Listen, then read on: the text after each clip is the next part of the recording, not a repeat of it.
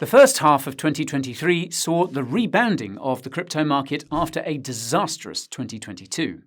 And despite a quiet April and May, Q2 ended with some notable trends to the fore. BTC is up, stablecoins are down, ETH staking is hot, but NFTs are not. Spot trading dropped and Binance lost ground. But how can you stay on top of all these goings-on across the crypto industry? Well, luckily, you don't have to. The fine folks at CoinGecko have written a report covering all the major happenings in Q2 of this year. And in this video, I'm going to take you through it. I'll summarize what it says in simple terms and help you put it all in context. So, if you want to know about the state of crypto, keep watching. Now, for those newer to crypto, CoinGecko is a hugely popular crypto price tracking site. Alongside CoinMarketCap, it's the go-to site for seeing the state of play in the market. I'll leave a video where we compare the two sites in the description below. I'll also link to the full version of CoinGecko's report if you want to read it for yourself. And now, on with the show. Now, the report begins with a note from CoinGecko's founders where they talk about Ethereum's successful Shapella upgrade and how ETH staking has taken off and become a core DeFi primitive for people to build off for years to come. If you need your memory jogged, the Shapella upgrade allowed users to access and potentially unstake over 18 million staked ETH. There were worries at the time that this might lead to a massive ETH sell-off, which could have driven the price down, but this sell-off never materialized. More on that later. Unsurprisingly, the founders also mentioned the SEC's lawsuits against top exchanges, Binance and Coinbase, and the resulting drop in crypto prices. As you'll remember, just as people thought crypto's total market cap might drop below $1 trillion, though, BlackRock, the world's largest asset manager, filed for a spot Bitcoin ETF and sent prices back up as a wave of other institutional players followed suit. The total crypto market cap at the end of Q2 this year was $1.24 trillion, representing around a 50% increase year to date. Now, the founder's note concludes by mentioning the FUD surrounding NFTs at the moment, stating that they need to evolve past being simple JPEGs before listing some exciting advancements made by builders in the space. The introduction of the new ZK EVM Layer 2s, Uniswap's V4 announcement, and real-world assets making their way onto public blockchains are three such exciting developments that are sometimes overshadowed by the drama of news headlines. So, the first part of the report provides an overview of the crypto market. Crypto saw an incremental gain in its total market cap in Q2, growing by 0.14%. As the founders mentioned in the intro note, that means crypto's total market cap returned to where it began the quarter, $1.2 trillion. What's interesting is that trading volume during the second quarter decreased 42.7% from the previous quarter. Now, the authors don't provide an explanation for this, but others have suggested that some traders have been put off by the regulatory crackdown in the United States. The report then looks at the market dominance of the top 30 cryptocurrencies. Now, for reference, market dominance means how much of the total market cap is coming from a single crypto. The big movers were Litecoin, as LTC broke into the top 10, and Bitcoin Cash, as BCH climbed from 27th position to 18th. Unsurprisingly, both coins jumped after they were listed on EDX Markets, an institutional crypto exchange that launched on the 20th of June and is backed by some heavyweight institutions, including Fidelity Digital Assets, Charles Schwab, and Citadel Securities. In fact, BCH's price more than doubled in a week as a result of that EDX announcement. Meanwhile, BUSD dropped 6 places to 18th, while Filecoin's Phil and Hedera's HBAR fell out of the top 30. Overall, BTC continues to dominate. As we're in a bear market, investors have largely shifted from altcoins to BTC and ETH. Indeed, this is what I have largely done, and if you want to know what cryptos I'm holding, make sure to sign up to the Coin Bureau newsletter. I'll leave a link below. Anyway, plug over, back to the report.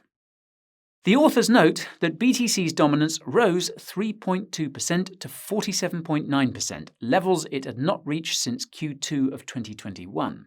ETH dominance also saw an increase of 1% to 18.8% overall. Next to the top 5, where the price of BTC and ETH increased 7% and 6% respectively in Q2, while BNB, XRP, and ADA saw double-digit losses. Now, this was obviously prior to the recent ruling in the SEC versus Ripple case. Worst hit were the top 5 play-to-earn tokens, which fell by 30 to 40% after a rather strong recovery in Q1 of this year.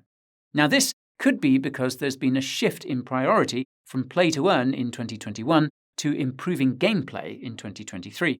That is according to research carried out by the Blockchain Game Alliance. As for stablecoins, meanwhile, they saw an overall market cap drop of 3.5% in Q2.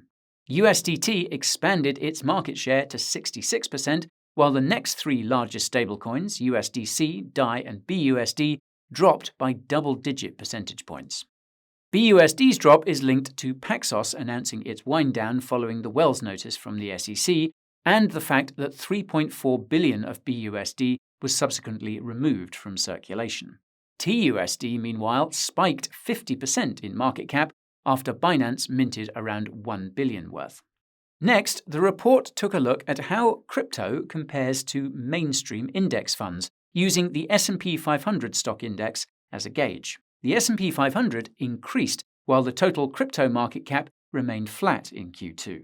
Specifically, the correlation between the two was moderately negative at minus 0.54.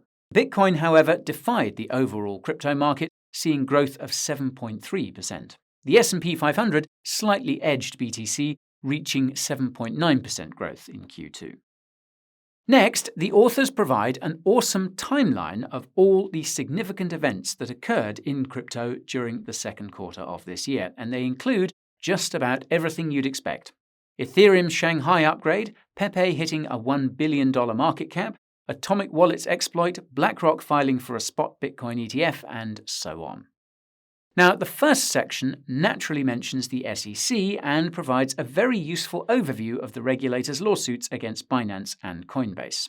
Notably, it includes the tokens named in both lawsuits, all of which saw their prices fall as a result. The second part of the report provides an analysis of Bitcoin, and it starts with this chart showing BTC's 6.9% gain in Q2 after ending the quarter with a new 2023 high over $30,000. Now, this is strongly linked to BlackRock's spot Bitcoin ETF filing and the wave of institutional interest in crypto following that development. Now, we covered this development in a previous video, which I will of course link to below. BTC also gained from the continued rise of ordinals and the introduction of BRC20 tokens. For those unfamiliar, this is an experimental token standard that enables minting and transferring fungible tokens via the ordinals protocol on the Bitcoin blockchain. Meanwhile, Bitcoin's hash rate only continues to climb and even managed to set an all-time high in May. For those who don't know, Bitcoin's hash rate is a measure of how much computing power is connected to the Bitcoin blockchain. For the first time in years, an explosion in demand for Bitcoin block space caused by the Ordinals protocol pushed up transaction fees and resulted in miners earning more from the average fee paid per block than the block reward itself. The last time this happened was during the market peak back in 2017. Now, when comparing BTC to other assets, the authors found that BTC beat most major asset classes in Q2 except for the Nasdaq and the S&P 500, both of which saw big gains in large part because of the massive interest in mega-cap tech stocks. The hype around AI this year has obviously been the big driver of said tech stocks. So, the third part of the report then provides an analysis of Ethereum. ETH gained 6% in Q2, slightly less than BTC's 6.9%, but significantly above the overall crypto market. The report notes that the Shapella upgrade in April did not cause early stakers to withdraw and sell their staked ETH, as some had feared. Instead, the price of ETH rose to above 2K for the first time in 2023.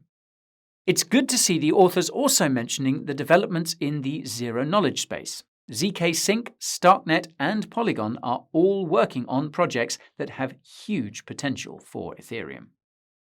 The Shapella upgrade, meanwhile, predictably enough, led to a 30% jump in ETH staking. A total of 23.6 million ETH is now staked, 5.6 million ETH higher than at the end of Q1. As for staking providers, Lido remains top dog, while Kraken dropped by 36.2% after being forced by the SEC to wind down its staking product in the United States. Next, the authors look at Ethereum's burn rate. Thanks to the mid-May meme coin madness, ETH saw its second net burn quarter. If you're not aware, burning involves sending coins or tokens to a wallet that has no access key, so these tokens are lost forever. This limits the number in circulation, among other things. On Ethereum, a portion of every transaction fee paid by users is burned, following the 2021 London hard fork. CoinGecko has a handy explainer about this on its website, which I'll link to below. The top ETH burner remains Uniswap. MetaMask and XEN projects joined the top 6 leaderboard in Q2, largely due to the slump in NFT trading volume. Yeah, XEN projects. Nope, me neither. And this doesn't tally with data from Etherscan or Ultrasound Money. So, if you're familiar with XEN, Zen, whatever, maybe you helped write this report, please do enlighten us in the comments below. Moving on. MEV, or maximal extractable value transaction volumes, fell by 87% in the quarter. Despite this, MEV searchers increased their earnings by 11% to $27.2 million this quarter. The report shows that sandwich attacks dropped overall, but sandwich bots are making more on average with each attack. Now, the way these attacks occur is a bit tricky to explain in a few words, but it involves executing buy and sell trades almost simultaneously to manipulate the price of a cryptocurrency and take advantage of the momentary price difference between two trades.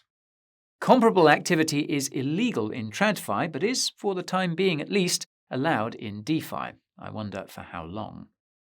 Then the authors cover meme coin season and show how Pepe saw gains of over 1800x at its peak, reaching a frankly ridiculous market cap of $1.8 billion following the announcement that it would be listed on Binance. In second place came AI Doge, which saw returns of up to 235x at its peak and was notable for being launched on Arbitrum. The other big development in the land of meme was the aforementioned introduction of BRC20 tokens via Bitcoin ordinals. Now, the fourth part of the report is dedicated to DeFi. DeFi has been up and down in Q2, but mostly down, dropping 5.2% in the quarter. The Shapella upgrade and the SEC's lawsuits against Binance and Coinbase brought gains for DeFi, but these were eclipsed by gains made across the rest of the crypto market. Overall, DeFi's dominance fell below 3.9% of the global market cap.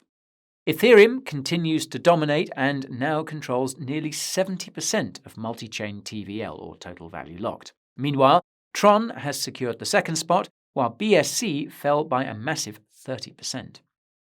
Overall, the DeFi tokens market cap dropped 17% in the quarter.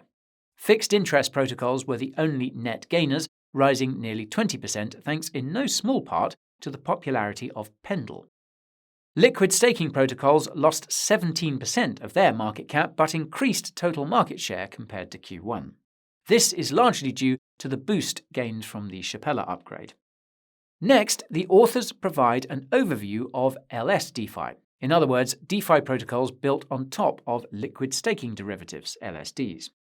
Now, LSDs, for those unfamiliar, allow users to stake their coins in return for an equivalent amount of liquid tokens, which can then be used elsewhere. The most prominent of these is Lido's ST-ETH.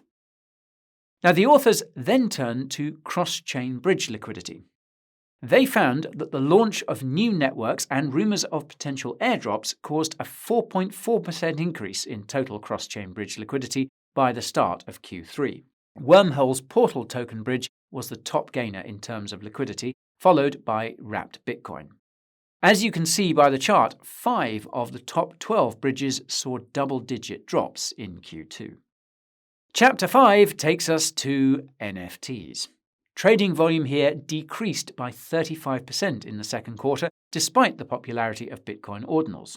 Trading volume for Solana NFTs fell a spectacular 78%, partly due to the migration of DeGods and Utes to Ethereum and Polygon, respectively. Meanwhile, Ethereum maintained its NFT dominance with 83% of market share. Blur was the dominant marketplace with 71.2% of trading volume. Meanwhile, OpenSea continued to decline from 33% to 23% in the quarter. As I think I've mentioned before, I feel OpenSea's decline is due less to competition and more to the controversial things the platform has done recently, such as freezing NFTs and blocking users from sanctioned countries. Anyhow, I digress. Now, the authors also indicate that the popularity of Bitcoin ordinals saw new marketplaces that support these NFTs, including Unisat, OKX, and Ordinals Wallet, grab significant market share. They then cover 4 notable NFT collections: Yuga Labs, Memeland, Azuki, and Milady Maker.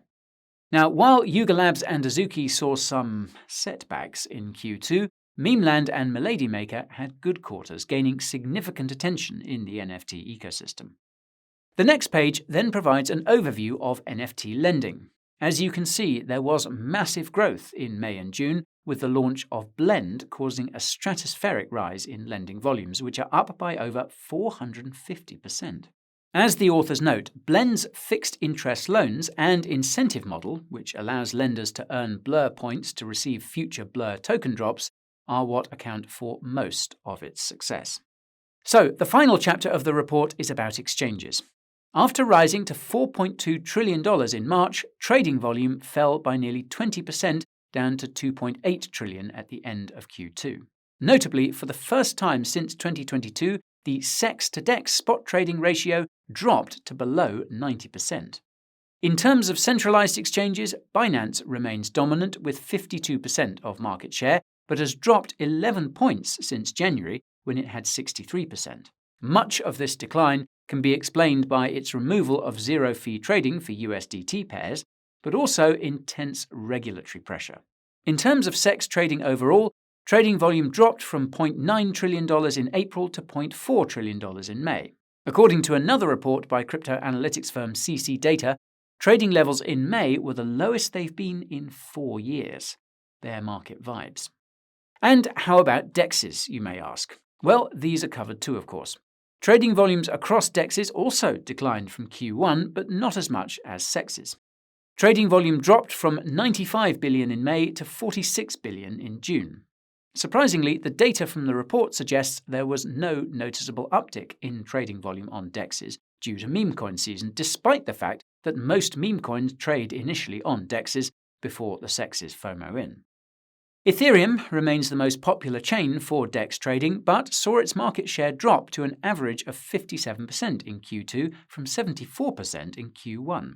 Arbitrum is the biggest winner, cementing its place as the second most popular chain with over 18% average market share in Q2. Meanwhile, BSC did well, almost doubling its market share from Q1. This fairly uniform bar chart shows that the relative market share of exchanges remained constant in 2023. However, there was an 11% decrease in trading volume overall. There was also a slight, around 5% increase in open interest across the top 10 centralized perpetual exchanges. The Shapella upgrade provided a short-lived spike, as you can see from the chart. The authors also note that centralized perpetual exchanges are around 40x larger than decentralized perpetual protocols in terms of open interest. Decentralized perpetuals fell by around 13% in Q2. Interestingly, there are shifts across platforms in terms of market share. While DYDX regained some of its market share from 66% at the end of Q1 to 72% in late June, second-place GMX now sees its position threatened by newer entrants, including Quenta and Gains Network. The final page of the report looks at open interest on decentralized perpetual protocols. The authors find a minor 3.2% decrease in Q2, which they say is a sign that, quote, on-chain traders are still maintaining their positions despite BTC and ETH's tumultuous price action in the past quarter. So this brings me to the big question, and that's what the findings of this report mean for the crypto market.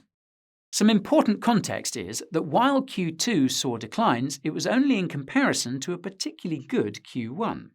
In fact, when you zoom out a little, the picture becomes a heck of a lot rosier. Across the board, the market has recovered from the lows in late 2022. In fact, it has jumped from just over 0.8 trillion at the end of 2022 to around 1.2 trillion halfway through 2023. BTC has risen from a yearly low of $15,742 in November to around $30,000 now. And when you look at Q2 in context with the annual summary report of 2022, there are a few other takeaways.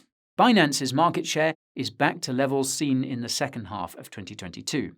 The exchange gained a lot of its market share in late 2022 and early 2023 from the demise of FTX. It is true, however, that it is now in the crosshairs of the SEC and has faced some recent high-level resignations, so it'll be interesting to see as we move forward whether its market share remains above 50%. The NFT winter that set in around June 2022 slightly thawed in early 2023, and even though its drop since is still above levels from the second half of 2022. Blur's rise to number 1 has been particularly impressive, having only launched back in October. And finally, BTC was the worst performer against 8 major assets in 2022, then the best in Q1 of 2023 and the third best in Q2 of 2023. So, while the crypto bear market persists, the outlook is not nearly as grim as it might seem. We still have a long way to go before we can begin dreaming of new all-time highs and a multi-trillion-dollar market cap again, but reports of crypto's demise have been greatly exaggerated. So folks, thanks for tuning in to today's CoinGecko Crypto Report Summary. If you enjoyed the content, show your support by hitting that like button. If you want to make sure you don't miss our next video, subscribe to the channel and enable notifications. And while you wait for the next update, check out Coin Bureau clips for live streams, interviews, and emergency market updates, among others. If you want to support our work, visit the Coin Bureau merch store and pick out some crypto apparel that suits you. We have some fantastic discounts at the moment, and you can save a boatload of money through our promotions. Check it all out. All the necessary links can be found in the description below. So, thank you for watching, and I'll catch you in the next one.